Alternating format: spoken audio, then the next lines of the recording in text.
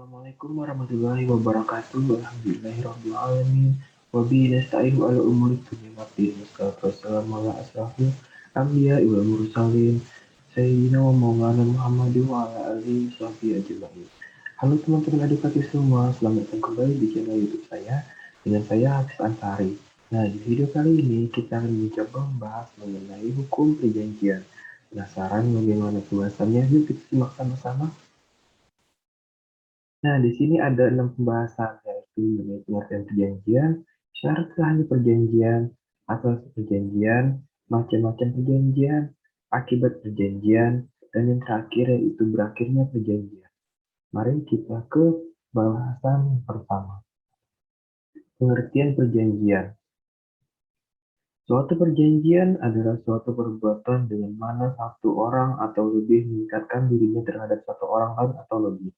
Hal tersebut tertuang pada pasal 1313 BW.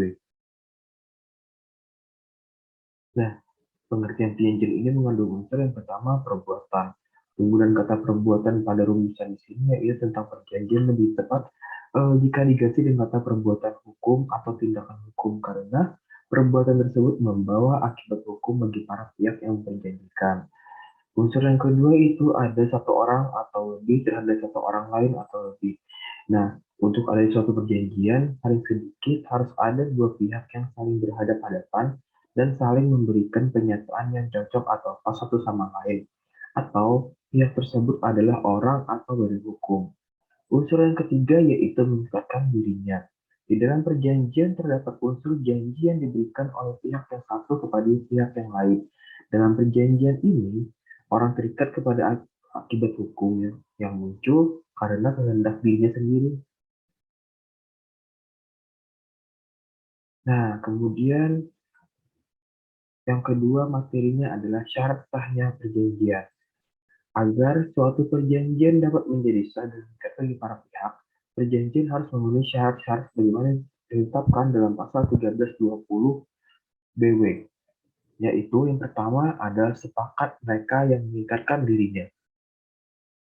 Kata sepakat di sini tidak boleh disebabkan dengan adanya kehilafan mengenai hakikat barang yang menjadi pokok persetujuan atau kehilafan mengenai dari pihak lain dalam persetujuan yang dibuat terutama mengingat dirinya orang tersebut. Adanya paksaan di mana seseorang melakukan perbuatan karena takut ancaman. Hal tersebut tertuang pada pasal 1324 BW, adanya penipuan yang tidak hanya mengenai kebohongan, tetapi juga adanya lihat pasal 1328 BW terhadap perjanjian dibuat atas dasar sepakat berdasarkan alasan tersebut, maka dapat diajukan pembatalan.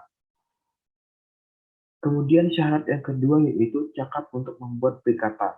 Nah, di sini para pihak mampu membuat suatu perjanjian, yaitu kata mampu dalam hal ini adalah bahwa para pihak telah dewasa, tidak di bawah pengawasan karena perilaku yang tidak stabil, kemudian bukan orang-orang yang dalam undang-undang dilarang dalam membuat suatu perjanjian.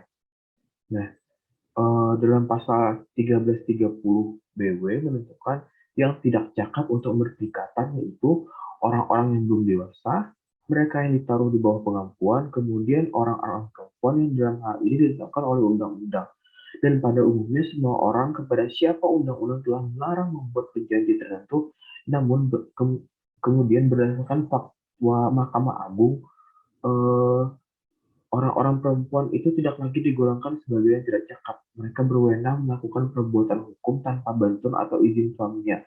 Akibat dari perjanjian yang dibuat oleh pihak yang tidak cakap adalah batal demi hukum. Hal tersebut tertuang pada pasal 1446 BW. Kemudian syarat sahnya perjanjian yang ketiga yaitu suatu hal tertentu.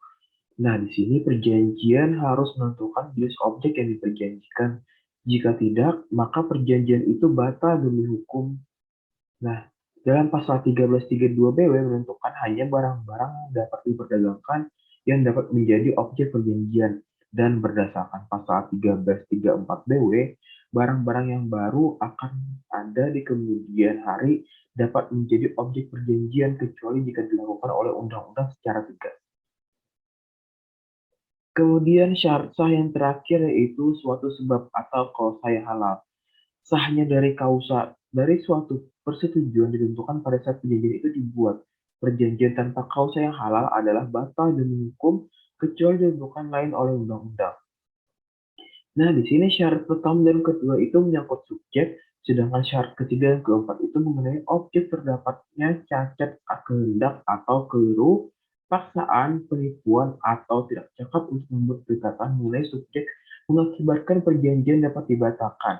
Sementara apabila syarat ketiga dan keempat mengenai objek tidak terpenuhi, maka perjanjian batal demi hukum. Nah, kemudian akibat hukum jika melanggar syarat sahnya perjanjian. Eh, Tadi sudah dikatakan bahwa akibat yang tidak apabila melanggar dari syarat sahnya perjanjian yang mengenai pertama dan kedua, maka itu pembatalan perjanjian. Nah, kemudian apabila tidak memenuhi syarat subjektif, maka konsekuensinya adalah perjanjian telah dibuat itu dapat dibatalkan. Artinya salah satu pihak yang merasa dirugikan dapat mengajukan permohonan pembatalan kepada hakim, namun perjanjian tersebut tetap mengikat para pihak sampai adanya keputusan dari hakim mengenai pembatalan tersebut. Lain halnya jika para pihak tidak memenuhi syarat objektif tadi, maka perjanjian tersebut akan dianggap batal demi hukum. Nah, artinya perjanjian ini dianggap tidak pernah ada sehingga tidak akan mengikat para pihak. Materi yang selanjutnya mengenai asas-asas perjanjian. Nah, di sini terdapat 5 asas perjanjian yang dikenal menurut ilmu hukum perdata, yaitu asas kebebasan berkontrak atau freedom of contract, asas konsensualis, asas kepastian hukum, fakta sunt servanda, asas etikat baik atau good faith, dan asas kepribadian atau personality. Kita ke asas pertama yaitu asas kebebasan berkontrak atau freedom of contract. Nah, asas ini merupakan suatu asas yang memberikan kebebasan para pihak untuk yang pertama, membuat atau tidak membuat perjanjian, mengadakan perjanjian dengan siapapun, menentukan isi perjanjian, pelaksanaan dan persyaratannya, kemudian menentukan bentuk perjanjiannya, apakah berbentuk atau lisan. Nah, di sini setiap orang dapat secara bebas membuat perjanjian selama memenuhi syarat sahnya, perjanjian dan tidak melanggar hukum, kesusilaan, serta ketertiban umum. Kemudian yang kedua ini ada asas konsensualisme. Nah, di sini dapat disimpulkan dalam pasal 1320 ayat 1 dalam pasal tersebut, salah satu syarat sahnya perjanjian antara kedua belah pihak perjanjian yaitu sudah lahir sejak tercapainya kata sepakat. Perjanjian telah mengikat ketika kata sepakat dinyatakan atau diucapkan, sehingga tidak perlu lagi formalitas tertentu kecuali dalam hal undang-undang memberikan syarat formalitas tertentu terhadap suatu perjanjian yang mensyaratkan harus tertulis. Asas yang ketiga yaitu asas kepastian hukum atau fakta sunt servanda. Menurut pasal 1338 ayat 1 KUH Perdata, semua perjanjian yang dibuat secara sah berlaku sebagai undang-undang bagi mereka yang membuatnya. Jika terjadi sengketa dalam pelaksanaan perjanjian, maka hakim dengan keputusannya dapat memaksa agar pihak yang melanggar itu melaksanakan hak dan kewajibannya sesuai dengan perjanjian. Bahkan hakim dapat meminta pihak yang lain membayar ganti rugi. Putusan pengadilan itu merupakan jaminan bahwa hak dan kewajiban para pihak dalam perjanjian memiliki kepastian hukum, sehingga secara pasti memiliki perlindungan hukum. Selanjutnya ada asas etikat baik atau good faith. Asas ini tercantum dalam pasal 338 ayat 3 BW, yaitu perjanjian harus dilaksanakan dengan etikat baik. Dalam asas ini para pihak yaitu pihak kreditur dan debitur harus melaksanakan substansi kontrak berdasarkan kepercayaan atau keyakinan yang teguh maupun kemauan baik dari para pihak. Dengan etikat baik berarti keadaan batin para pihak dalam membuat dan melakukan perjanjian ini haruslah jujur, terbuka, dan saling percaya. Nah, keadaan batin para pihak itu tidak boleh dicemari oleh maksud untuk melakukan tipu daya atau menutup-nutupi keadaan sebenarnya.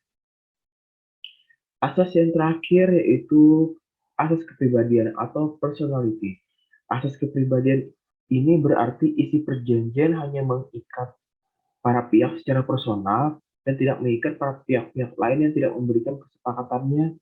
Seseorang tersebut hanya dapat mewakili orang lain dalam membuat perjanjian yang dibuat oleh para pihak. Itu hanya berlaku bagi mereka yang membuatnya.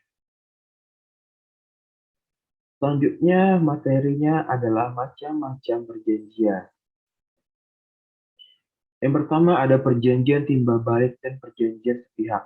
Di sini perjanjian timbal balik itu adalah perjanjian yang menimbulkan kewajiban pokok bagi kedua belah pihak, sedangkan perjanjian sepihak itu adalah suatu perjanjian yang memberikan kewajiban kepada satu pihak dan hak kepada pihak lainnya.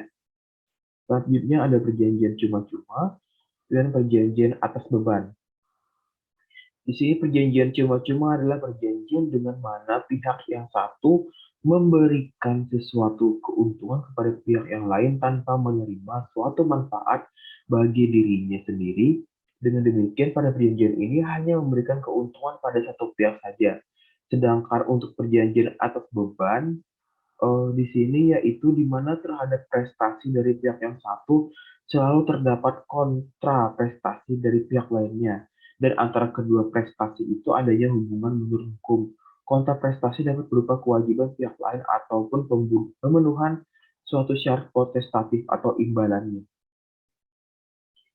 Kemudian ada perjanjian bernama dan perjanjian tidak bernama. Perjanjian bernama ini termasuk dalam perjanjian khusus, yaitu perjanjian yang memiliki nama sendiri. Maksudnya bahwa perjanjian tersebut diatur ketentuannya dan diberi nama oleh pembentuk undang-undang berdasarkan tipe yang paling banyak terjadi sehari-hari. Sedangkan perjanjian tidak bernama di sini yaitu perjanjian yang jumlahnya tidak terbatas dan namanya itu disesuaikan dengan kebutuhan pihak-pihak yang mengadakannya. Seperti halnya perjanjian kerjasama, perjanjian pemasaran, perjanjian pengelolaan, dan lainnya. Perjanjian ini tidak diatur di dalam BW, akan tetapi lahir di dalam masyarakat berdasarkan asas kebebasan berkontrak, mengadakan perjanjian, atau partage otonomi.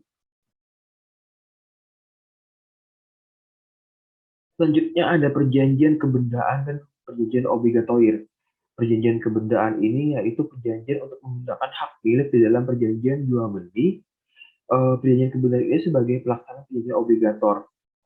Sedangkan untuk pengertian perjanjian obligator itu adalah perjanjian yang menimbulkan perikatan, artinya sejak terjadi perjanjian timbullah hak dan kewajiban bagi pihak-pihak. Selanjutnya ada perjanjian konsensual dan perjanjian real. Perjanjian konsensual di sini yaitu di mana di antara kedua belah pihak telah tercapai persesuaian kehendak untuk mengadakan perikatan. Menurut BW, perjanjian ini sudah memiliki ketentuan mengikat, yaitu terdapat pada pasal 1338 BW. Pengertian perjanjian real itu perjanjian di samping ada persetujuan kehendak juga sekaligus harus ada penyerahan atas barangnya. Selanjutnya ada perjanjian publik.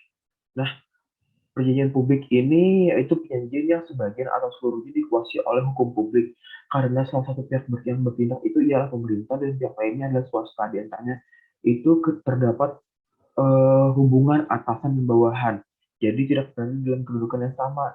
Contohnya perjanjian ikatan dinas.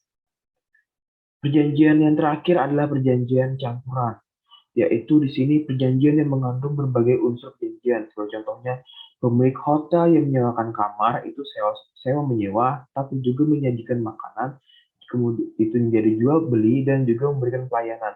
Terhadap perjanjian campuran tersebut ada berbagai paham. Pertama, bahwa ketentuan mengenai perjanjian khusus ditetapkan secara analogis, sehingga setiap unsur dari perjanjian khusus tetap ada.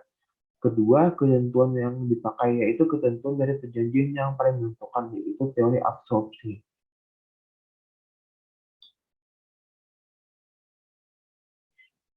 Nah, materi yang selanjutnya yaitu tentang akibat dari perjanjian. Dalam pasal 1338 ayat 1 KUH Perdata menyatakan bahwa semua kontrak perjanjian yang dibuat secara sah berlaku sebagai undang-undang bagi mereka yang membuatnya. Nah, dari pasal ini dapat kita simpulkan bahwa adanya asas kebebasan berkontrak, akan tetapi kebebasan ini dibatasi oleh hukum yang sifatnya memaksa, sehingga para pihak yang membuat perjanjian harus menaati hukum yang sifatnya memaksa. Suatu perjanjian di sini tidak dapat ditarik kembali selain dengan sepakat kedua belah pihak atau karena alasan-alasan yang oleh undang-undang dinyatakan cukup untuk itu. Perjanjian di sini tidak hanya mengikat untuk hal-hal dengan tugas dinyatakan di dalamnya, tetapi juga untuk segala sesuatu yang menurut sifat perjanjiannya diharuskan oleh kepatutan, kebiasaan, atau undang-undang.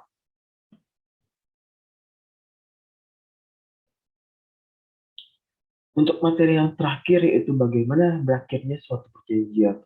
Nah, suatu perjanjian akan baru berakhir apabila segala perikatan yang timbul dari perjanjian tersebut telah hapus seluruhnya. Berakhirnya perikatan tidak dengan sendirinya mengakibatkan berakhirnya perjanjian, sedangkan untuk berakhirnya perjanjian dengan sendirinya mengakibatkan berakhirnya perikatan. Dengan berakhirnya suatu perjanjian, maka perikatan yang terdapat di dalam perjanjian tersebut secara otomatis menjadi hapus. Selain itu, perjanjian berakhir karena yang pertama ditentukan oleh para pihak yang berlaku untuk waktu tertentu, kemudian untuk undang-undang menentukan batas berlakunya perjanjian, kemudian para pihak atau undang-undang akan menentukan bahwa dengan terjadinya suatu peristiwa tertentu, maka persetujuan akan hapus. Nah, di sini yang dimaksud peristiwa tertentu yaitu adalah keadaan maksa atau overmah yang diatur dalam pasal 1244 dan 1245 BW. Keadaan memaksa adalah suatu keadaan di mana debitur tidak dapat melakukan prestasinya kepada kreditur yang disebabkan adanya kejadian yang berada di luar kekuasaannya, misalnya karena gempa bumi, banjir, dan lain sebagainya. Terima kasih untuk teman-teman yang telah melihat video kali ini. Bagaimana? Apakah kalian sudah mengetahui beberapa fakta menarik seputar hukum perjanjian? Semoga video penjelasan kali ini bermanfaat bagi kita semua. Jangan lupa tekan tombol like, subscribe, dan nyalakan notifikasinya untuk mendapatkan video-video menarik lainnya dari channel ini. Akhirul kalam, subhanallahumma wa bihamdika, asyhadu an la ilaha illa anta, astaghfiruka wa atubu ilaik. Wallahu muwaffiq ila aqwamit thariq. Wassalamualaikum warahmatullahi wabarakatuh. Sampai jumpa kembali di video selanjutnya. Terima kasih.